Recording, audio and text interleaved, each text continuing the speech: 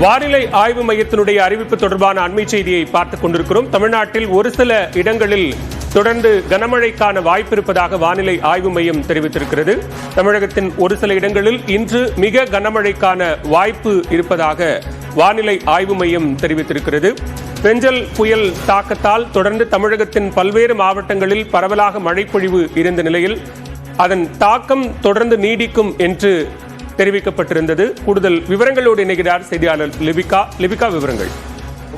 பாலவேல், தமிழகத்தில் இன்று ஒரு சில இடங்களில் கன முதல் மிக கனமழைக்கான வாய்ப்பு இருப்பதாக இந்திய வானிலை ஆய்வு மையம் தகவல் தெரிவித்திருக்கின்றது. மேலும் நாளை உள் தமிழகத்துல ஒரு இடங்கள்ல கனமழைக்கான வாய்ப்பு இருப்பதாக தெரிவிக்கப்பட்டிருக்கின்றது. தொடர்ச்சியாக தமிழகத்தை பொறுத்தவரை பெஞ்சல் புயலானது கரையை கடந்திருக்கின்றது. இருப்பினுமே அந்த பெஞ்சல் புயலினுடைய ஆழ்ந்த குறைந்த காற்றழுத்த தாழ்வு பகுதி என்பது இன்னும் குறைந்த காற்றழுத்த தாழ்வு பகுதியாக வலுவிழக்காமல் இருக்கிறது. இதன் காரணமாக தமிழகத்தில் இன்றைய தினம் ஒரு சில இடங்களில் கன முதல் மிக கனமழைக்கான வாய்ப்பு இருப்பதாகவும் அதே போன்று நாளைய தினம் கனமழைக்கான வாய்ப்பு இருப்பதாக தெரிவிக்கப்பட்டிருக்கின்றது.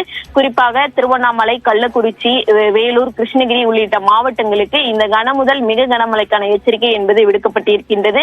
அதே போன்று உள் தமிழகத்தை பொறுத்தவரையிலும் ஒரு சில மாவட்டங்களுக்கு இன்றைய தினம் மழைக்கான வாய்ப்பு என்பது அதிகமாக இருப்பதாக தெரிவிக்கப்பட்டிருக்கின்றது. குறிப்பாக நாளைய தினம் கனமழைக்கான வாய்ப்பு மட்டுமே கொடுக்கப்பட்டிருக்கின்றது. படிப்படியாக இனி வரக்கூடிய நாட்கள்ல மழை குறைவதற்கான வாய்ப்புகள் இருக்கின்றது.